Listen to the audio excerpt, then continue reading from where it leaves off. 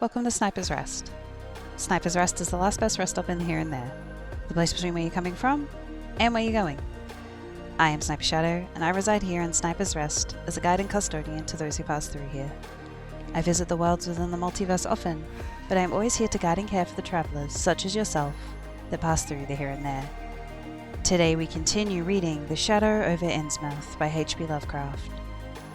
Last time, our protagonist spoke to Zadok Allen, and he told the stories and the tales of Innsmouth and its history, before shrieking off into the evening light, leaving our protagonist bewildered and afraid. Let's see what happens next. I can hardly describe the mood in which I was left by this harrowing episode. An episode at once mad and pitiful, grotesque and terrifying.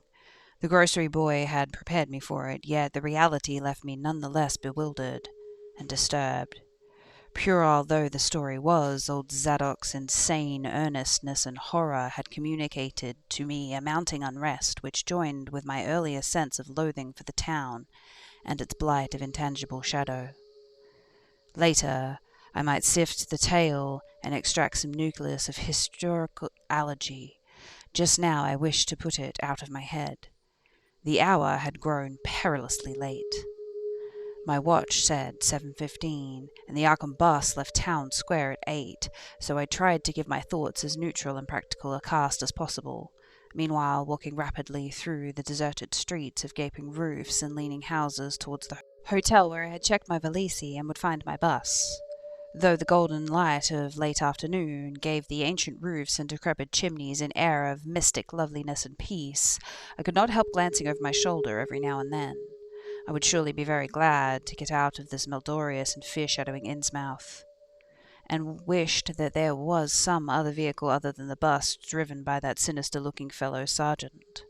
Yet I did not hurry too precipitately, for there were architectural details worth viewing at every silent corner. I could easily, I calculated, cover the necessary distance in the half hour. Studying the grocery youth's map and seeking a route I had not traversed before, I chose Mars Street instead of State for my approach to Town Square. Near the corner of Fall Street, I began to see scattered groups of furtive whisperers, and when I finally reached the square, I saw that almost all the loiterers were congregated around the door of Gilman House. It seemed as if many bulging, watery, unwinking eyes looked oddly at me as I claimed my valise in the lobby, and hoped that none of these unpleasant creatures would be my fellow passengers on the coach. The bus, rather early, rattled in with 3 passengers somewhat before 8, and an evil-looking fellow on the sidewalk muttered a few indistinguishable words to the driver. Sergeant threw out a mail bag and a roll of newspapers, and entered the hotel, while the passengers, the same men whom I had seen arriving in Newburyport that morning, shambled onto the sidewalk and exchanged some faint guttural words with the loafer in a language I could have sworn was not English. I boarded the empty coach and took the same seat I had taken before, but was hardly settled before Sergeant reappeared and began mumbling in a throaty voice of peculiar repulsiveness. I was, it appeared, in very bad luck. There had been something wrong with the engine, despite the excellent time made from Newburyport, and the bus could not complete the journey to Arkham. No, it could not possibly be repaired that night, nor was there any other way of getting transportation out of Innsmouth, either to Arkham or elsewhere. Sergeant was sorry, but I would have to stop over in the Gilman. Probably the clerk would make the price easy for me, but there was nothing else to do. Almost dazed by this sudden obstacle and the violently dreading the night, this decaying and unlighted town, I left the bus and re-entered the hotel lobby where sullen, queer-looking night clerk told me I could have room 428 on the next top floor, large, but without running water, for $1. Despite what I had heard of this hotel in Newburyport, I signed the register, paid my $1, and let the clerk take my valise, and followed that sour, solitary attendant up 3 creaking flights of stairs past dusty corridors which seemed wholly devoid of life. My room, a dismal rear one with 2 windows and bare, cheap furnishings, overlooked a dingy courtyard, otherwise hemmed in by low, deserted brick blocks, and commanded a view of decrepit westward stretching roofs, with a marshy countryside beyond. At the end of the corridor was a bathroom, a discouraging reliquate of antique marble bowl, a tin tub, and a faint light with musty wood paneling around the plumbing fixtures. It being still daylight, I descended to the square and looked around for a diner of some sort, noticing as I did the strange glances I received from unwholesome loafers. Since the grocery was closed, I was forced to patronize the restaurant I had shunned before. A stooped, narrow-headed man with staring, unwinking eyes and a flat nose wedged unbelievably thick, clumsy hands, being in attendant. The service was of the counter type, and it relieved me to find that much was evidently served from cans and packages. A bowl of vegetable soup with crackers was enough for me, and I soon headed back for my cheerless room at the Gilman, getting an evening paper and a fly-speckled magazine from the evil-visaged clerk at the rickety stand beside his desk. As twilight deepened, I turned on the one feeble electric bulb over the cheap iron-framed bed and tried my best I could to continue reading as I had begun. I felt it advisable to keep my mind wholesomely occupied, for it would not do to brood over the abnormalities of this ancient blight-shadowed town while I was still within its borders. The insane yarn I had heard from the aged drunkard did not promise very pleasant dreams, and I felt I must keep the image of his wild, watery eyes as far as possible from my imagination. Also, I must not dwell on what that factory inspector had told the Newburyport ticket agent about the Gilman house and the voices of its nocturnal tenants. Not on that, nor on the face beneath the tiara in the black church doorway. The face whose horror my conscious mind could not account. It would perhaps have been easier to keep my thoughts from disturbing topics had the room not been so gruesomely musty. As it was, the lethal mustiness blended with the hideousness of the town's general fishy odor and the persistently focused one's fancy on death and decay. The thing that disturbed me was the absence of the bolt on the door in my room. One had been there, the marks clearly shewed, but there were signs of recent removal. No doubt it had become out of order, so like many things in this decrepit edifice. In my nervousness, I looked around and discovered the bolt on the clothes press, which seemed to be of the same size, judging from the marks as one formerly on the door. To gain partial relief from the general tension, I busied myself with transferring this hardware to the vacant place, with the aid of a handy 3-in-1 device, including a screwdriver, which I kept on my keyring. The bolt fitted perfectly, and I was somewhat relieved when I knew that I could shoot it firmly upon retiring. Not that I had any real apprehension of its need, but any symbol of security was welcome in an environment of this kind. There were adequate bolts on the 2 lateral doors to connecting rooms, and these I proceeded to fasten. I did not undress, but decided to read till I was sleepy, then lie down with only my coat, collar, and shoes off. Taking a pocket flashlight from my valise, I placed it in my trousers so that I could read my watch if I woke up later in the dark. Drowsiness, however, did not come, and when I stopped to analyze my thoughts, I found my disquiet was really unconsciously listening for something which I dreaded but could not name. That inspector's story must have worked on my imagination more deeply than I had suspected. Again I tried to read, but I found that I had made no progress. After a time, I seemed to hear stairs and corridors creak at intervals as if with footsteps, and wondered if the other rooms were beginning to fill up. There were no voices, however, and it struck me that there was something subtly furtive about the creaking. I did not like it, and debated whether I had to try and sleep at all. This town had some queer people, and there had undoubtedly been several disappearances. Was this one of those inns where travellers were slain for their money? Surely I had no look of excessive prosperity. Or were the townsfolk really so resentful about curious visitors? Had my obvious sightseeing with its frequent map consultations aroused unfavorable notice?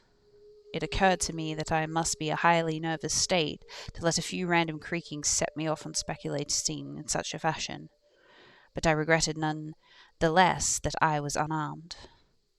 At length, feeling a fatigue which had nothing to do with drowsiness in it, I bolted the newly outfitted hall door, turned off the light, and threw myself down on the hard, uneven bed, coat, collar, shoes, and all. In the darkness, every faint noise of the night seemed magnified, but a flood of doubly unpleasant thoughts swept over me. I was sorry I had put out the light, yet was too tired to rise and turn it on again. Then, after a long dreary interval and prefaced by a fresh creaking of stairs and corridor, there came a soft, damnably unmistakable sound that seemed like a malignant fulfilment of all my apprehensions. Without at least a shadow of a doubt, the lock on my hall door was being tried, cautiously, furtively, tentatively, and with a key.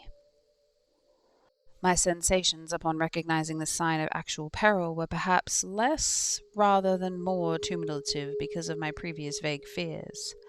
I had been, albeit without definite reason, instinctively on my guard, but that was to my advantage in the new and real crisis, whatever it might turn out to be.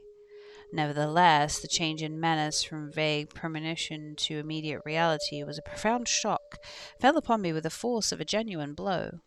It never once occurred to me that the fumbling might be a mere mistake. Malignant purpose was all I could think of, and I kept deathly quiet, awaiting the would-be intruder's next move. After a time, the cautious rattling ceased, and I heard the room to the north entered with a passkey. Then the lock of the connecting door to my room was softly tried. The bolt held, of course, and I heard the floor creak as the prowler left the room. After a moment there came a soft rattling, and I knew the room to the south of me was being entered. Again, a furtive tying of a bolt-connected door, and again, receded creaking. This time the creaking went along the hall and down the stairs, so I knew that the prowler had realized the bolted condition of my doors and was giving up his attempt for greater or lesser time, as the future would shew. The readiness with which I fell into a plan of action proves that I must have been subconsciously fearing some menace and considering possible avenues of escape for hours.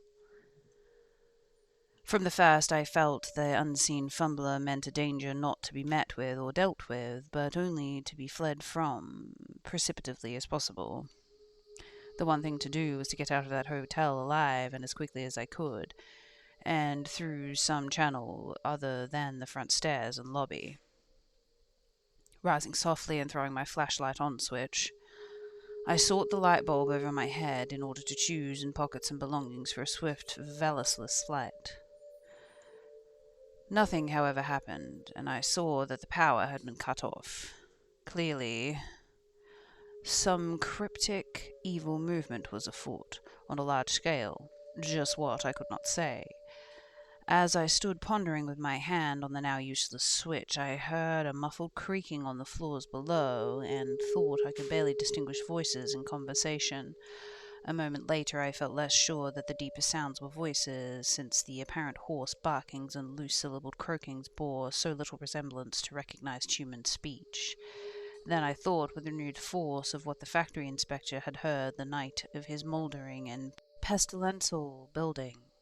Having filled my pockets with the flashlight's aid, I put on my hat and tiptoed to the window to consider the chances of a descent.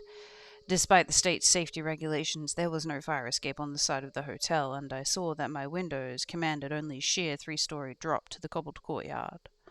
On the right and left, however, some ancient brick business blocks abutted on the hotel, their slant roofs coming to a reasonable jumping distance from my 4th-story level.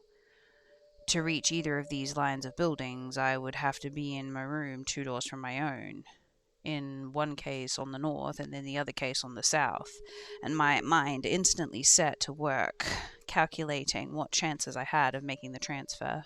I could not, I decided, risk an emergence into the corridor where my footsteps would surely be heard, and where the difficulties of entering the desired room would be insuperable. My progress, if it was to be made at all, would have to be through the less solidly built connecting doors of the rooms, the locks and the bolts, which I would have to force violently, using my shoulder as a battering ram whenever they were set against me. This I thought would be possible, owing to the rickety nature of the house and its fixtures, but I realized I could not do it noiselessly. I would have to count on sheer speed and the chance of getting to a window before any hostile forces became coordinated enough to open the door towards me with a passkey. My own outer door reinforced by pushing the bureau against it little by little in order to make the minimum of sound. I perceived that my chances were very slender and was fully prepared for any calamity. Even getting to the other roof would not solve the problem, for there would then remain the task of reaching the ground and escaping from the town. One thing in my favor was that the deserted and ruinous state of the abutting buildings and their number of skylights gaping blackly open in each row. Gathering from the grocery boy's map that the best route out of town was southwards, I glanced at the first connecting door on the south side of the room. It was designed to open in my direction, hence I saw, after drawing the bolt and finding the other fastenings in place, it was not a favourable one for forcing. Accordingly, abandoning it as a route, I cautiously moved the bedstead against it to hamper any attack which might be made on later from the next room. The door on the north was hung open away from me, and this, though a test proved it to be locked or bolted from the other side, I knew must be my route. If I could gain the roofs of the buildings in Payne Street and descend successfully to ground level, I perhaps might dart through the courtyard and the adjacent or opposite buildings of Washington or Bates, or else emerge in Payne and edge around southwards into Washington. In any case, I would aim to strike Washington somehow and get quickly out of the town square region. My preference would be to avoid Payne, since the fire station there might be open all night. As I thought these things, I looked out over the squalid sea of decaying roofs below me, now brightened by the beams of a moon not much fast pull. On the right, the black gash of the river gorge clove the panorama, abandoned factories and railway station clinging barnacle-like to its sides. Beyond it rustled railway and Rowley Road, left off the flat, marshy terrain dotted with islets of higher and drier scrubland grown. On the left, the creek-threaded countryside was near the road to Ipswich, gleaming white in the moonlight. I could not see from my side of the hotel the southwards route towards Arkham, where I had determined to take. I was irresolutely speculating on whether I had a better attack on the northward door, and on how I could least audibly manage it, when I noticed that the vague noises underfoot had given place to a fresh and heavier creaking of the stairs. A waving flicker of the light shooed through my transom, and the boards of the corridor began to groan with the ponderous load. Muffled sounds of possible vocal origin approached, and at length a firm knock came at my outer door. For a moment I simply held my breath and waited. Eternities seemed to elapse, and the nauseous, fishy odor of my environment seemed to mount suddenly and spectacularly. Then the knocking was repeated, continuously, and with growing insistence.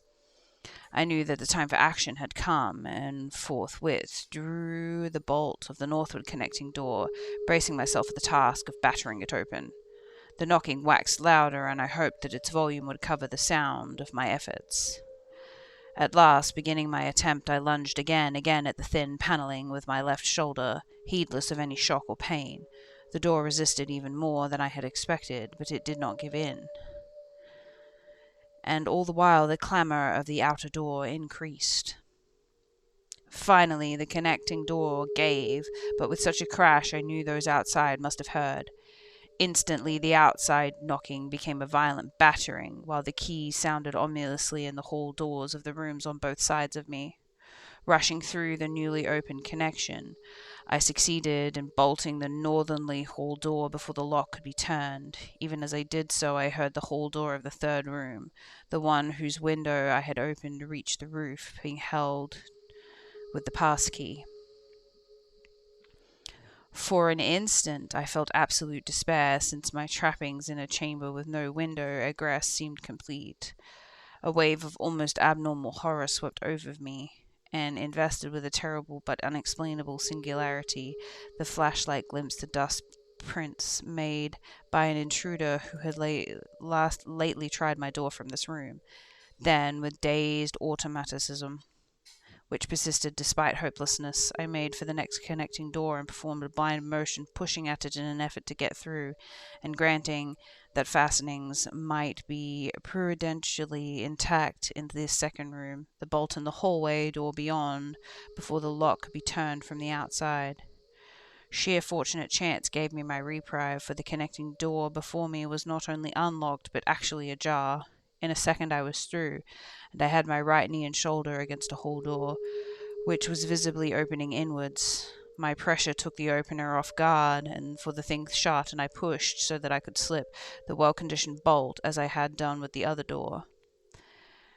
As I gained this respite, I heard the battering of the two other doors abate, while a confused clatter came from the connecting door I had shielded with the bedstead.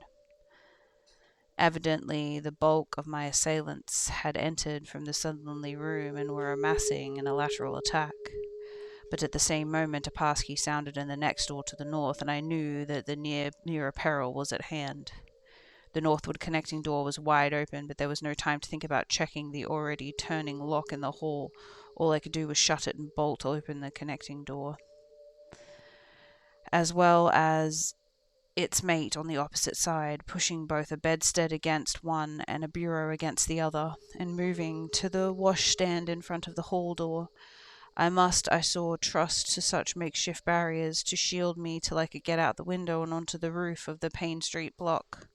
But even then, in this acute moment, my chief horror was something apart from the immediate weakness of my defences. The subdued barkings at odd intervals was uttering an unmuffled or intelligible vocal sounds. As I moved the furniture and rushed towards the windows, I heard a frightful scurrying along the corridor towards the room north of me, and perceived that the southward battering had ceased. Plainly, most of my opponents were about to concentrate against the feeble connecting door, which they knew must open directly on me. Outside, the moon played on the ridgepole of the block below, and I saw that the jump would be desperately hazardous because of the steep surface on which I must land. Surveying the conditions, I chose the more southerly of the two windows as my avenue of escape, planning to land on the inner slope of the roof and make for the nearest skylight. Once inside one of the decrepit brick structures, I would have to reckon with pursuit, but I hoped to descend and to dodge in and out of the yawning doorways alongside the shadowed courtyard, eventually getting to Washington Street and slipping out of town towards the south. The clatter of the northerly connecting door was now horrific, and I saw that the weak panelling was beginning to splinter. Obviously, the besiegers had brought some ponderous objects into play as a battering ram. The bedstead, however, still held firm, so that I had at least a faint chance of making my good escape. As I opened the window, I noticed that it was flanked by heavy velour draperies suspended from a pole by brass rings, and also that there was a large projecting catch for the shutters on the exterior.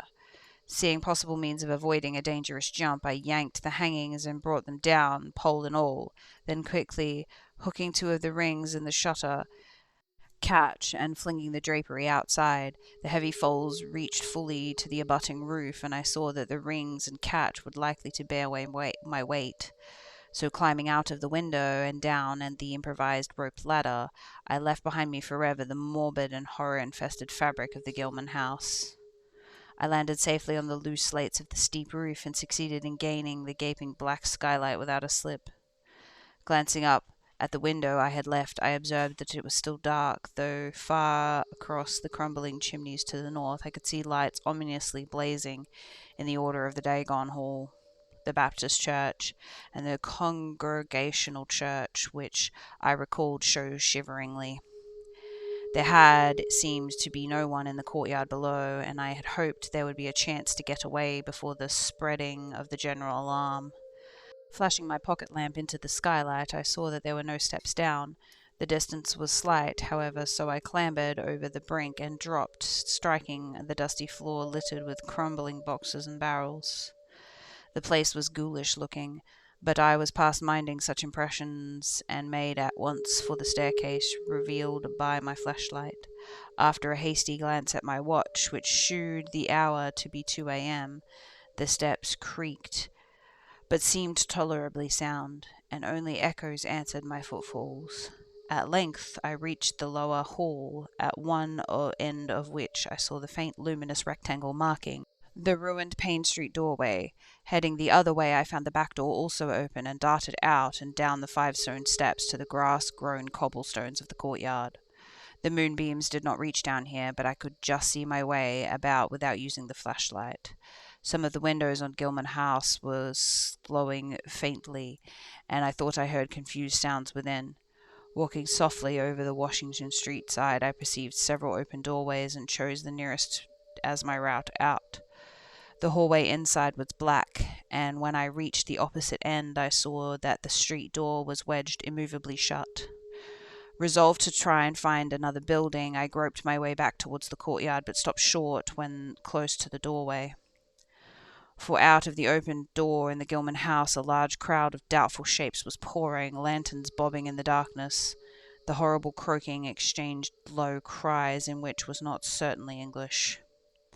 The figures moved uncertainly, and I realized to my relief that they did not know where I had gone, but for all that they sent a shiver of horror through my frame. Their features were indistinguishable, but their crouching, shambled gait was abnormally repellent. And worst of all, I perceived that one figure was strangely robed and unmistakably surmounted by a tall tiara of well-design altogether too familiar.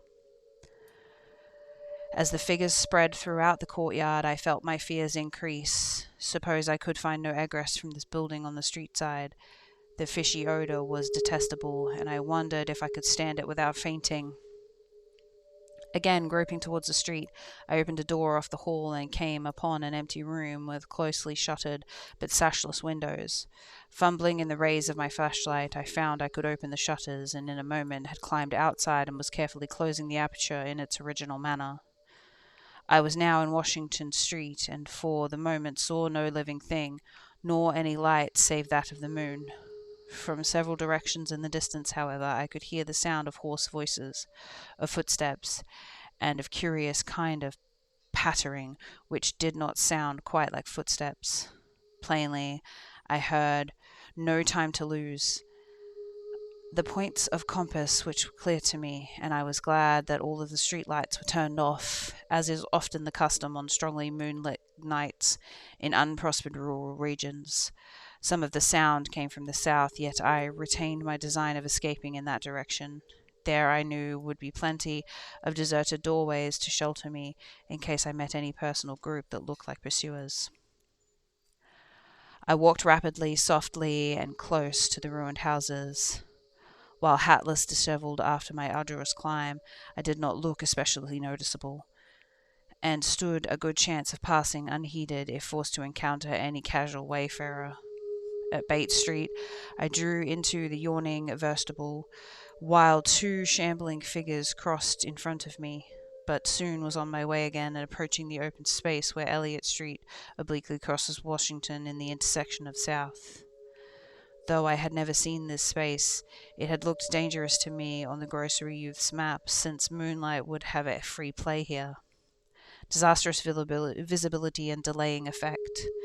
The only thing to do was to cross it boldly and openly, intimidating the typical shamble of the Innsmouth folk as best I could, and trusting that no one, or at least no pursuer of mine, would be there.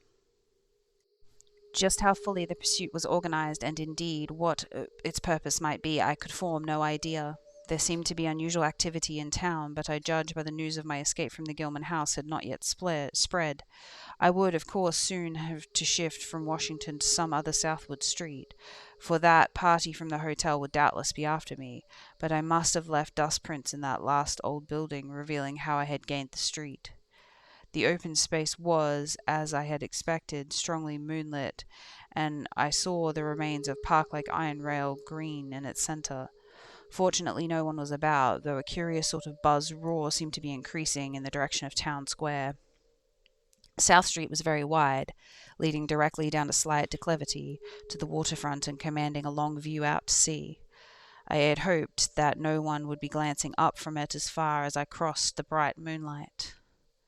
My progress was unimpeded, and no fresh sound arose to hint at that I had been spied. Glancing about me, I involuntarily let my pace slacken for a second to take in the sight of the sea, gorgeous in the burning moonlight at the street's end. Far out beyond the breakwater was dim, dark line of Devil's Reef, and as I glimpsed it, I could not help thinking all the hideous legends I had heard in the last 34 hours. Legends which portrayed this ragged rock as a veritable gateway to realms of unfathomable horror and inconceivable abnormality.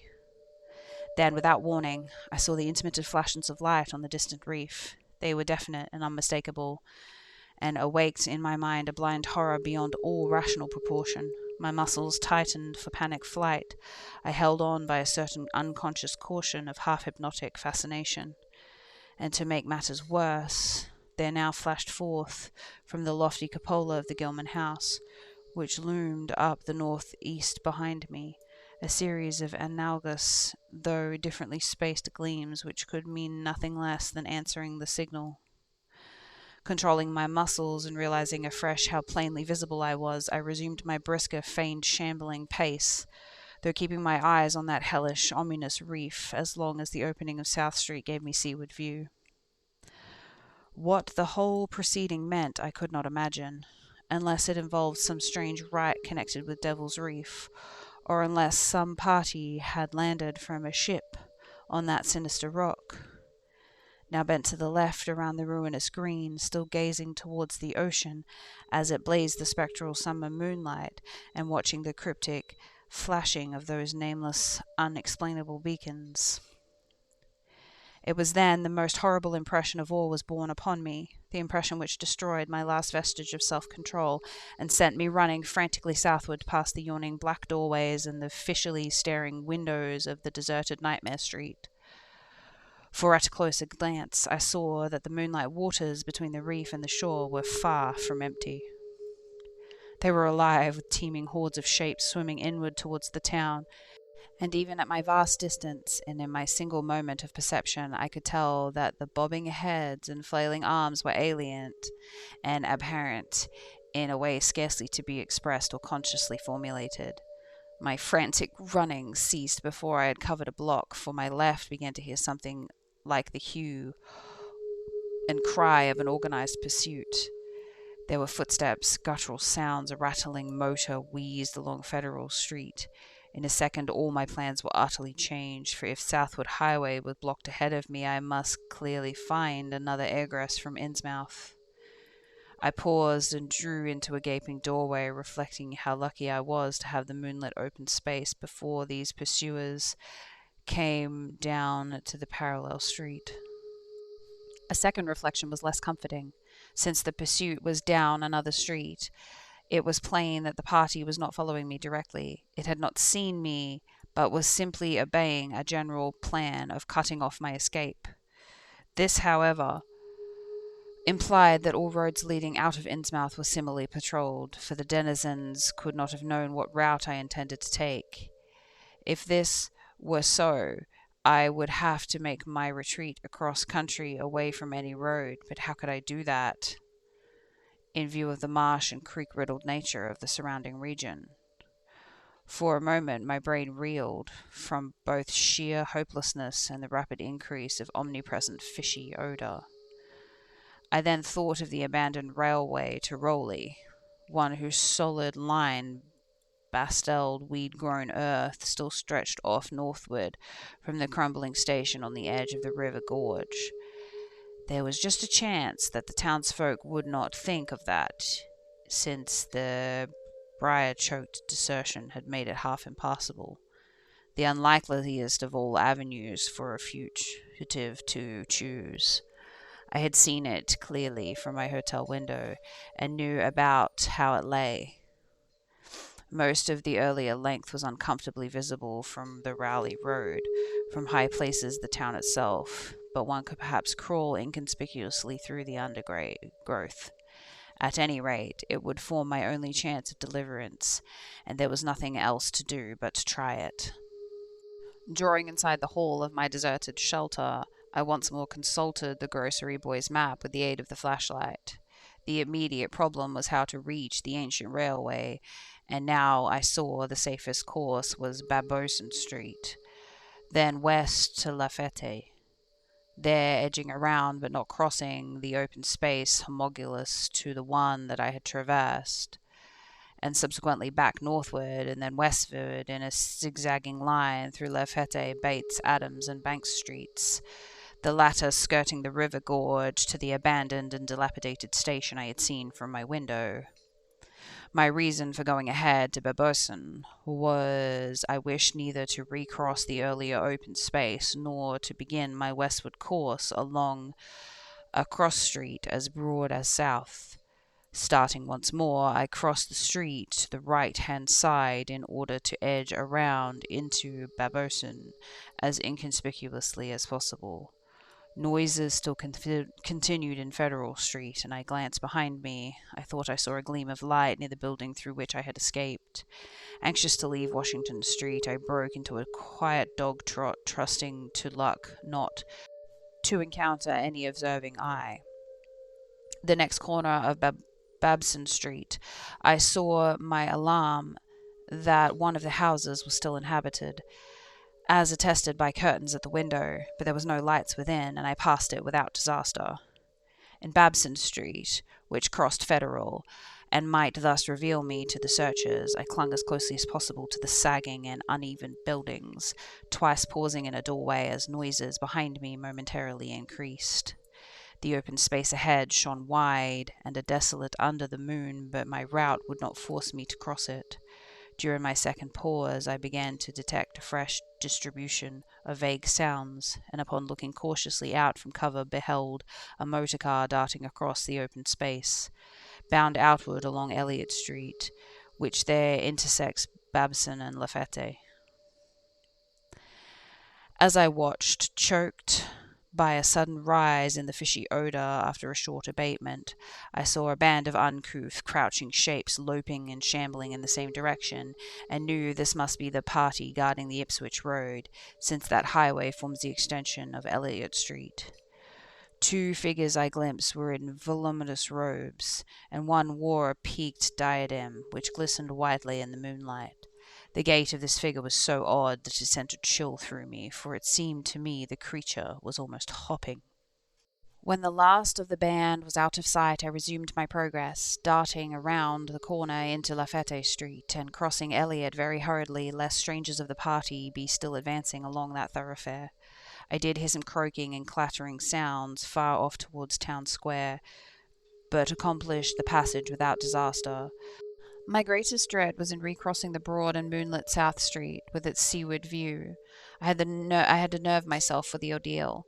Someone might easily be looking, and possible Elliott Street stragglers could not fail to glimpse me from either 2 points. At the last moment I decided I better slacken my trot and make the crossing as in before, the shambling gait of the average Innsmouth native.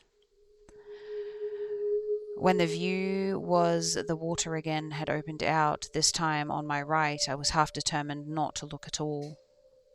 I could not, however, resist, but cast a sidelong glance, as carefully and imitatively shambling towards the protecting shadows ahead. There was no visible ships, and I half expected that there would be. Instead, the first thing which caught my eye was a small rowboat pulling in towards the abandoned wharves with laden some bulky tarpaulin-covered object. Its rowers, though distinctly and undistinctly seen, were of especially repellent aspect. Several swimmers were still discernible, while on the far black reef I could see faint, steady glow, unlike the winking beacon visible before, and a curious colour, which I could not precisely identify. Above the slant roofs ahead and to the right there loomed a tall cupola of the Gilman house, but it was completely dark, the fishy odour dispelled for a moment by some merciful breeze, now closed in again with maddening intensity. I had not quite crossed the street when I heard a muttering band advancing along Washington from the north. As they reached the broad open space where I had my first disquieting glimpse of the moonlit water, I could see them plainly, only a block away, and was horrified by the bestial abnormality of their faces and the dog-like subhumanness of their crouching gait. One man moved in a positively simian way, with long arms frequently touching the ground, while another figure, robed and tiaraed, seemed to progress in an almost hopping fashion. I judged this party to be the one I had seen in Gilman's courtyard, the one therefore most closely on my trail. As some of the figures turned to look in my direction, I was transfixed with fright, yet managed to preserve the casual shambling gait I had assumed. To this day I do not know whether they saw me or not. If they did, my stratagem must have deceived them, for they passed on across the moonlit space without varying their course, meanwhile croaking and jabbering in some hateful guttural patrios I could not identify.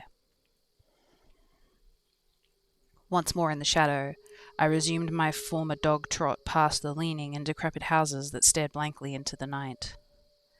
Having crossed to the western sidewalk, I rounded the nearest corner into Bates Street, where I kept close to the buildings on the southern side.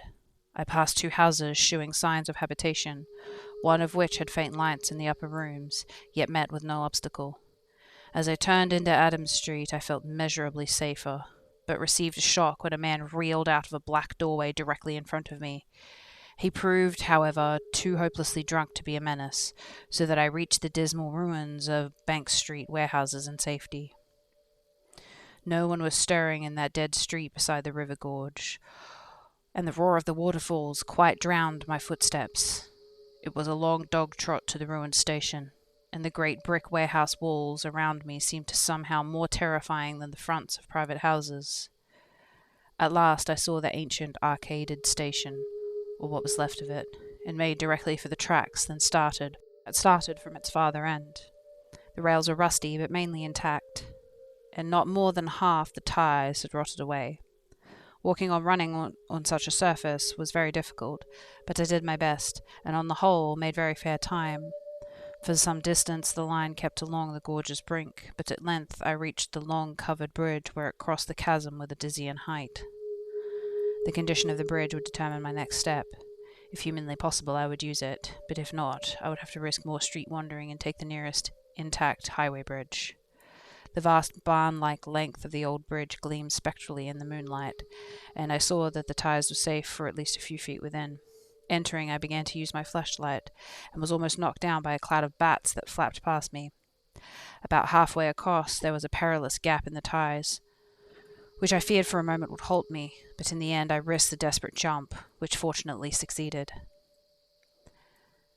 I was glad to see the moonlight again when I emerged from that macabre tunnel. The old tracks crossed the river at grade, and at once veered into a region increasingly rural and with less and less of Innsmouth abhorrent fishy odour. Here the dense growth of weeds and the briars hindered me and cruelly tore at my clothes, but I was none less glad that they were to give me concealing in the case of my peril. I knew that much of my route would be visible from the Rowley Road. The marsh region began very shortly with a single track on a low grassy embankment where the weedy growth was somewhat thinner.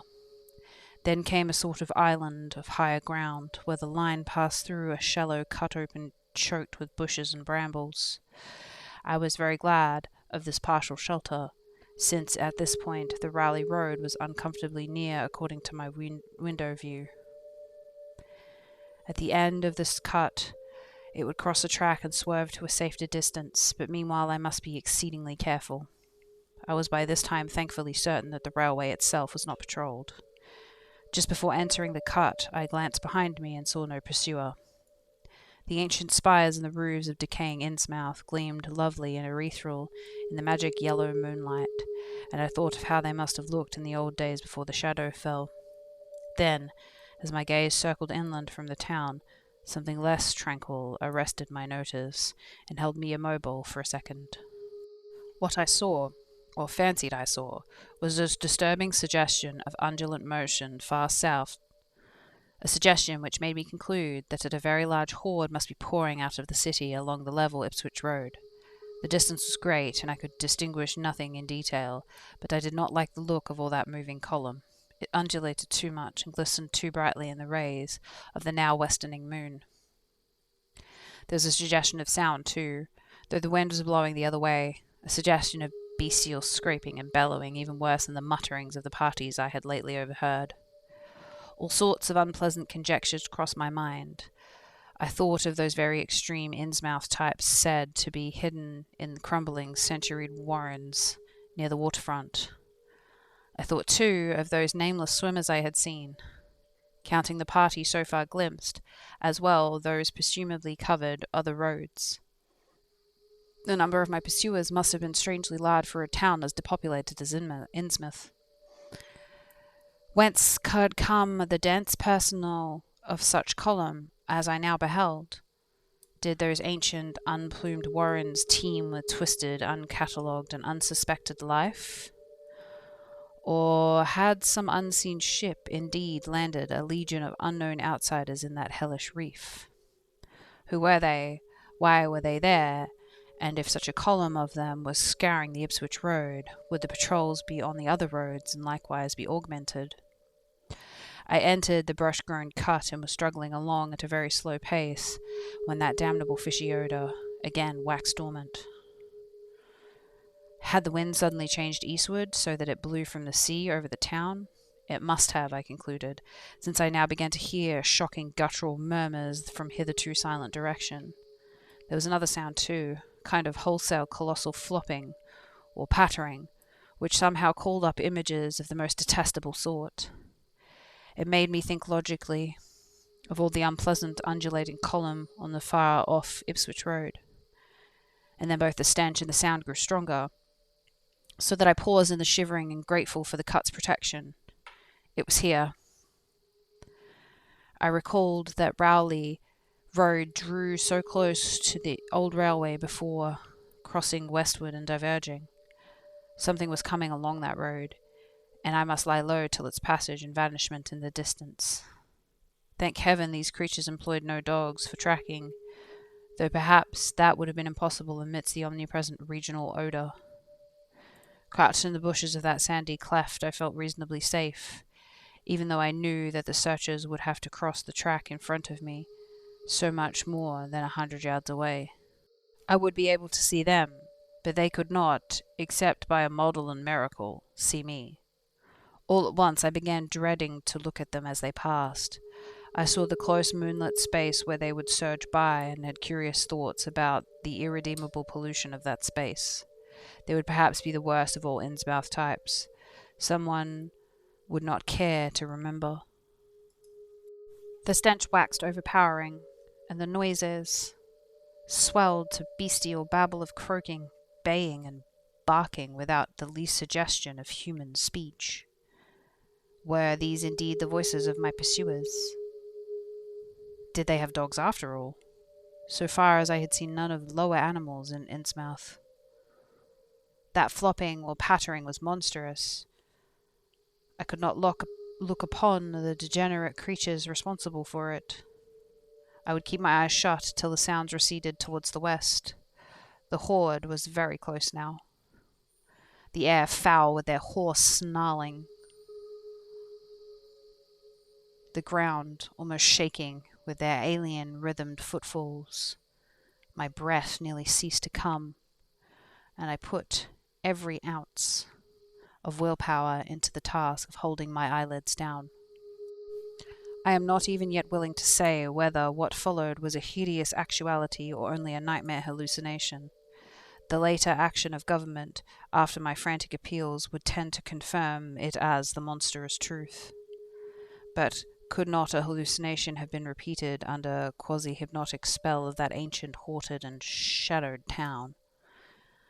Such places have strange properties, and the legacy of insane legend might as well have acted on more than one human imagination amidst those dead, stench-cursed streets and huddles of rotting roofs and crumbling steeples.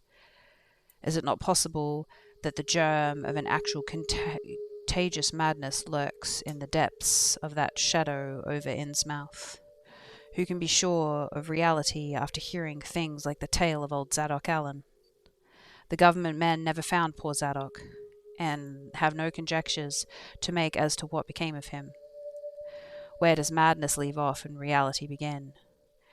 Is it possible that even my latest fear is sheer delusion? But I must try to tell what I thought I saw that night under the mocking yellow moon.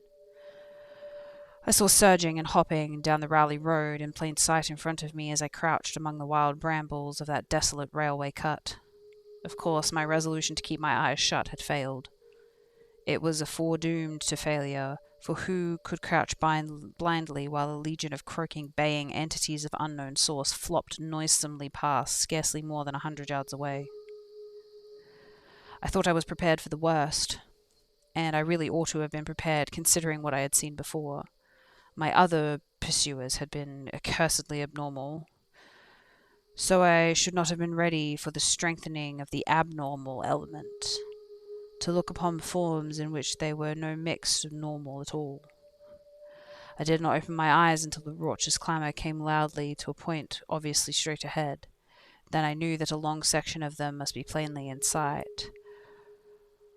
Where the sides of the cut flattened out and the road crossed the track, and I could no longer keep myself from sampling whatever horror was leering yellow moon might have to shew. It was the end for whatever remains of me, of life on the surface of this earth, of every vestige of mental peace and confidence in the integrity of nature and of the human mind. Nothing that I could have imagined, nothing even that I could have gathered, had credited old Zadok's crazy tale in the most literal way, would be in any way comparable to the demonic, blasphemous reality I saw, or believe I saw. I have tried to hint at what it was to postpone the horror of writing it down boldly. Can it be possible that this planet has actually spawned such things? The human eyes have truly seen, as objective flesh, what man has hitherto known as the febrile fantasy of tenuous legend. And yet I saw them in a limitless stream, flopping, hopping, croaking, bleating, surging, inhumanly through the spectral moonlight in a grotesque, malignant sarabrand of fantastic nightmare. Some of them had tall tiaras of that nameless white gold metal. Some were strangely robed, and one, who led the way, was clad in ghoulishly humped black coat, striped trousers, and had a man's felt hat perched on the shapeless thing that answered for a head. I think their predominant colour was a greyish-green, though they had white bellies. They were mostly shiny and slippery, but the ridges of their backs were scaly. Their forms vaguely suggested the anthropoid, while their heads were the heads of fish, their prestigious bulging eyes that never closed. The sides of their necks were palpitating gills, and their long paws were webbed.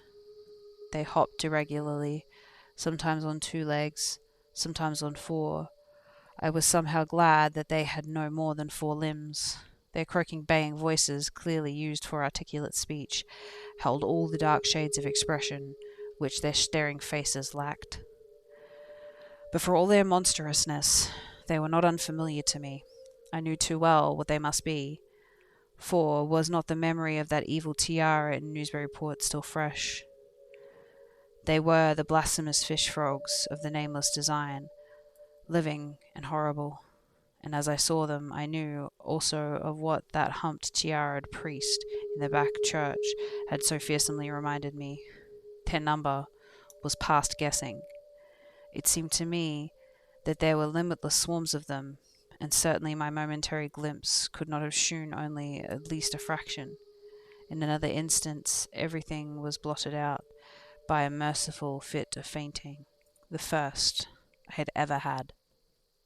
It was a gentle daylight rain that awaked me from my stupor in the brush-grown railway cut, and when I staggered out of the roadway ahead I saw no trace of any prints in the fresh mud. The fishy odour too was gone.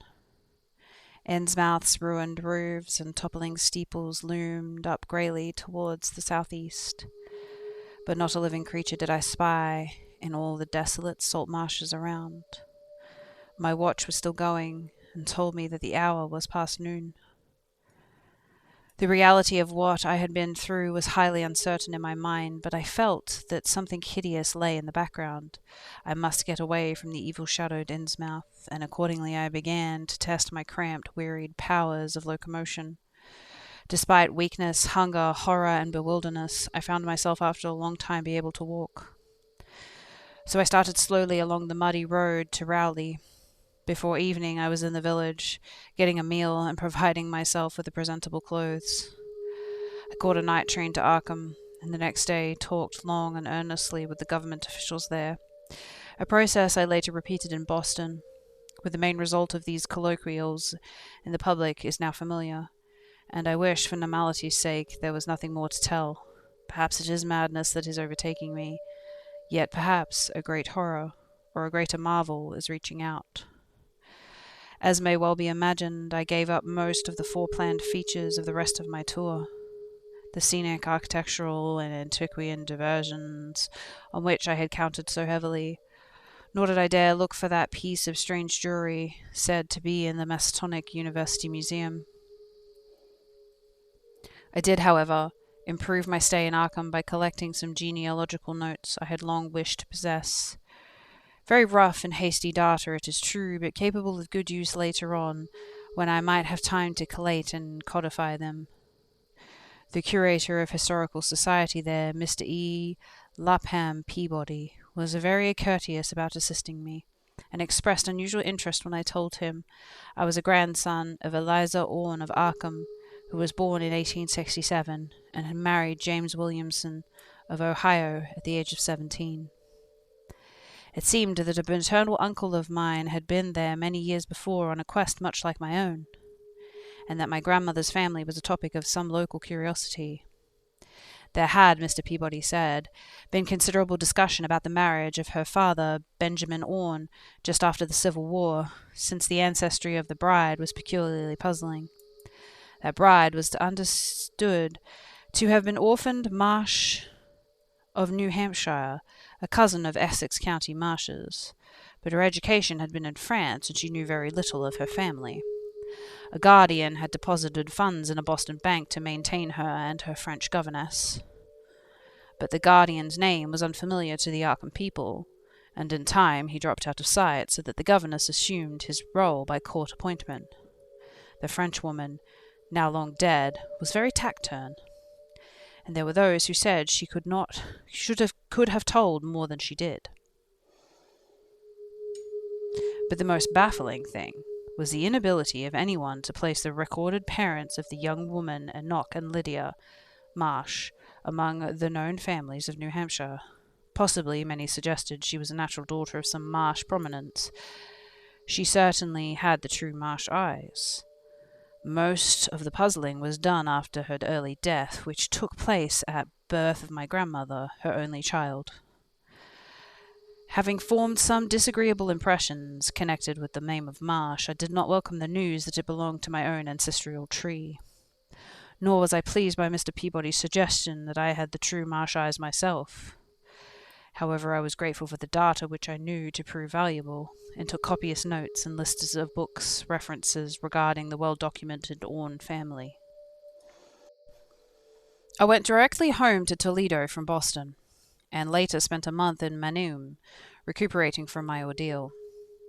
In September, I entered Oberlin for my final year, and from there till next June was busy with studies and other wholesome activities, reminded of a bygone terror by only occasional official visits from government men in connection with the campaign which my pleas and evidence had started. Around the middle of July, just a year after my Innsmouth experience, I spent a week with my late mother's family in Cleveland, checking some of my new genealogical data with various notes, traditions, and bits of heirloom material in existence there, and seeing what kind of connected chart I could construct. I did not exactly relish the task, for the atmosphere of the Williamson home had always depressed me. There was a strain of morbidity here. My mother had never encouraged my visiting her parents as a child, although she always welcomed her father when he came to Toledo. My Arkham-born grandmother had seemed strange and almost terrifying to me, and I do not think I grieved when she disappeared. I was 8 years old then, and it was that she said had wandered off in grief after the suicide of my Uncle Douglas, her eldest son. He had shot himself after a trip to New England, the same trip, no doubt, which had caused him to be recalled at Arkham Historical Society. This uncle had resembled her, and I had never liked him either. Something about the staring, unwinking expression of both of them had given me a vague, unaccountable uneasiness. My mother and Uncle Walter had not looked like that.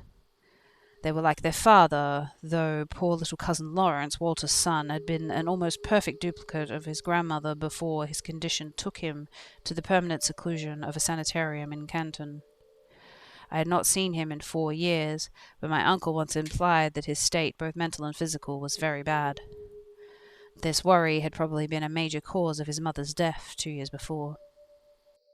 My grandfather and his widowed son Walter now compromised the Cleveland household, but memory of older times still hung thickly over it. I still disliked the place, and tried to get my researches done as quickly as possible.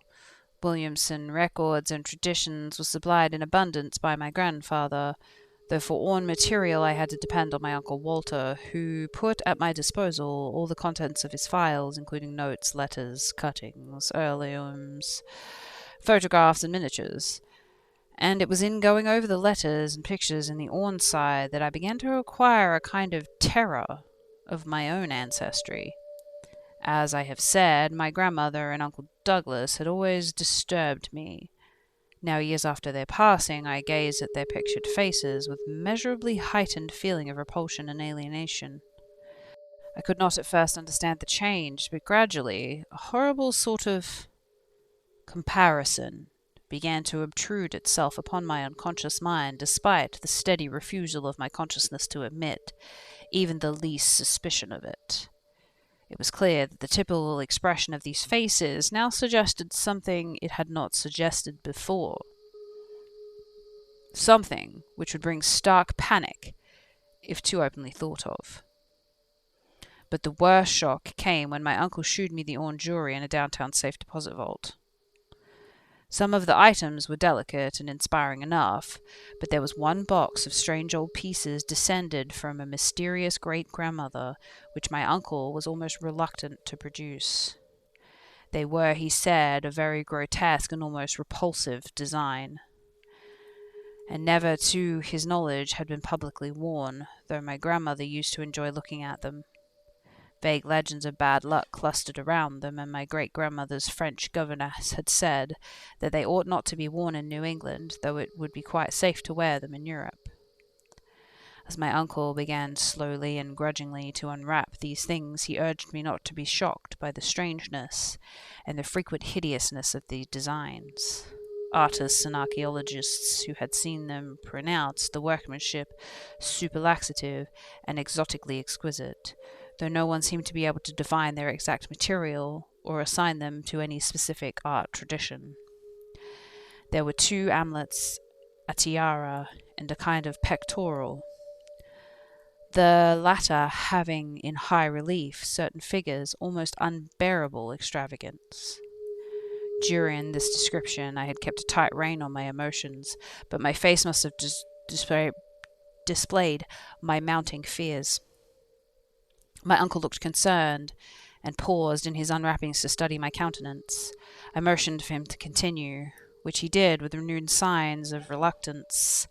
He seemed to expect some demonstration when the first piece, the tiara, became visible. I doubted he expected quite what actually happened. I did not expect it either, for I thought I was thoroughly forewarned regarding what the jewelry would turn out to be. What I did was to faint silently away, just as I had done in that briar-choked railway cut a year before. From that day on, my life has been a nightmare of brooding and apprehension, nor do I know how much is hideous truth and how much is madness. My great-grandmother had been a Marsh of unknown source, whose husband lived in Arkham, and did not old Zadok say that the daughter of Obed Marsh by a monstrous mother was married to an Arkham man through a trick? What was it, the ancient topper, that had muttered about the likeness of my eyes to Captain Obed's? In Arkham, too, the curator had told me I had the true Marsh eyes. Was Obed Marsh my own great-grandfather? Who or what, then, was my great-great-grandmother? But perhaps this was all madness, for those whitish gold ornaments might easily have been brought by some Innsmouth sailor by the father of my great-grandmother, whoever he was. And that look, the staring-eyed faces of my grandmother and self-slain uncle, might be sheer fancy on my part. Sheer fancy bolstered up by the Innsmouth shadow, which has so darkly coloured my imagination. But why had my uncle killed himself after an ancestral quest in New England? For more than 2 years I fought off these reflections with partial success. My father secured me a place in an insurance office, and I buried myself in routine as deeply as possible. In the winter of 1930 to 1931, however, the dreams began. They were very sparse and insidious at first, but increased in frequency and vividness as the weeks went by. Great watery spaces opened out before me, and I seemed to wander through titanic sunken porticos and labyrinths of weedy cyclopean walls with grotesque fish as my companions. Then other shapes began to appear, filling me with nameless horror the moment I awoke. But during the dreams, they did not horrify me at all. I was one with them, wearing their inhuman trappings, treading their aqueous ways, and praying monstrously at their evil sea-looking bottom temples. There was much more than I could remember, but even what I did remember each morning would be enough to stamp me as a madman or a genius, if I ever dared write it down. Some frightful influence, I felt, was seeking to gradually drag me out of the sane world of a wholesome life into the unnameable abysses of blackness and alienage. The process told heavily on me. My health and appearance grew steadily worse, till finally I was forced to give up my position and adopt the static, secluded life of an invalid. Some odd nervous affliction had me in its grip, and I found myself at times almost unable to shut my eyes. It was then I began to study the mirror with mounting alarm. The slow ravages of disease are not pleasant to watch, but in my case there was something subtler and more puzzling in the background. My father seemed to notice it too, for he began looking at me curiously, almost affrightedly. What was taking place in me? Could it be that I was coming to resemble my grandmother and my Uncle Douglas? One night I had a frightful dream, in which I met my grandmother under the sea. She lived in a phosphorescent palace of many terraces, with gardens of strange leprous corals and grotesque breccial efflorescences, and welcomed me with a warmth that may have been sardonic. She had changed, as those who take to the water change, and she told me she never did. Instead, she had gone to spot her dead son, had learned about, and had leaped into the realm whose wonders, destined for him as well, he had spurned with a smoking pistol. This was to be my realm too. I could not escape it. I would never die, but would live with those who had lived since before man ever walked the earth. I met also that which had been her grandmother for 80,000 years. Petharl had lived in Yethali, and thither had gone back after Obed Marsh was dead. Yethali was not destroyed when the upper earth man shot dead into the sea. It was hurt, but not destroyed. And the deep ones could never be destroyed, even though the paleogenic magic of the forgotten old ones might sometimes check them. For the present they would rest, but someday, if they were remembered, they would rise for the tribute great Cthulhu carved. It would be a city greater than Innsmouth. Next time, they had planned to spread and had brought up that which would help them, but now they must wait once more. Bringing the upper earth men's death, I must do a penance, but that would not be heavy. This was a dream in which I saw Shoggoth for the first time, and the sight set me awake in a frenzy of screaming. That morning in the mirror definitely told me I had acquired the Innsmouth look. So far I have not shot myself as my Uncle Douglas did. I had bought an automatic and almost took the step, but certain dreams deterred me. The tense extremes of horror are lessening, and I feel queerly drawn to the unknown sea depths instead of fearing them.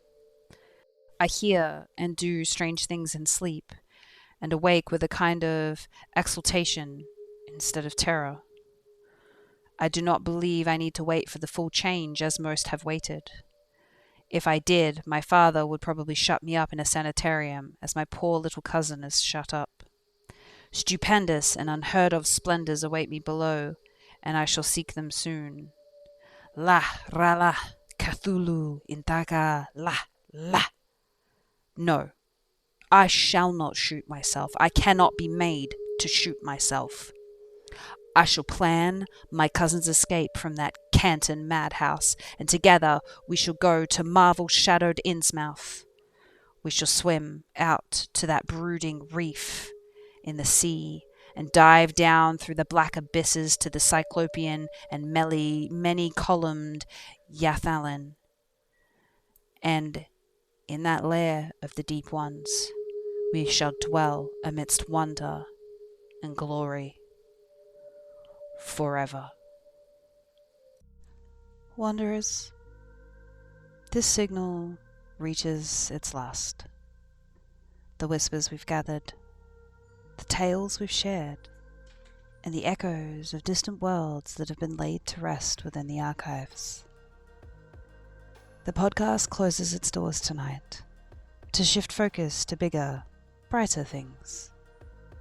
The rest stop keeps these stories safe, and so do you, whenever you return here.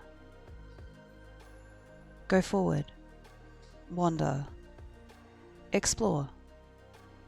Let the journey continue where it brings you joy. The signal is gone for our dear podcast, so that we may continue our stories elsewhere.